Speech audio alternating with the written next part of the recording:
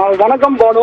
கஞ்சா வைத்திருந்ததாக கைது செய்யப்பட்ட வழக்கில் சவுக்கு சங்கருக்கு இந்த காவல்துறை விசாரணைக்கு அனுமதி கோரி மதுரை மாவட்ட நீதிமன்றத்தில் தேனி மாவட்ட போதைப்பொருள் தடுப்பு நீதிமன்றத்தில் மனு தாக்கல் செய்யப்பட்டிருந்த நிலையில் சவுக்கு சங்கர் தற்போது நீதிமன்றத்தில் மதுரை மாவட்ட நீதிமன்றத்தில் ஆஜர்படுத்தப்பட்டுள்ளார் பானு.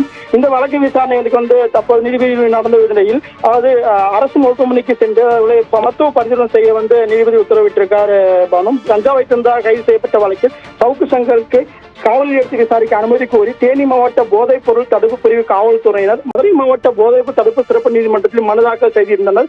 சவுக்கு சங்கரி மதுரை மாவட்ட நீதிமன்றத்தில் பெண் பாதுகாவலர்கள் பாதுகாப்பு சூழ்நிலையில் அவர்கள் தற்போது நீதிமன்றத்தில் ஆஜர்படுத்தப்பட்டால் சவுக்கு சங்கரை மருத்துவ பரிசோதனை முடித்து கொண்டு வர நீதிபதி உத்தரவிட்டை தொடர்ந்து மதுரை அரசு ராஜாஜி மருத்துவமனைக்கு பாதுகாப்புடன் அழைத்து சென்றுள்ளனர் பவன். ஏன்னா தொடர்ந்து அவர் ஏற்கனவே கையில் முறிவு ஏற்பட்ட நிலையில் தற்போது அவர் ஏற்கனவே கையில் எழுமுறி உள்ள நிலையில் பரிசோதனை தொடர்பாக மருத்துவ சான்றிதழை பெற்று வர உத்தரவு பிறப்பித்து தற்போது அவர் மதுரை அரசு ராஜாஜி மருத்துவமனைக்கு மருத்துவ பரிசோதனைக்காக கொண்டு சென்றுள்ளார்.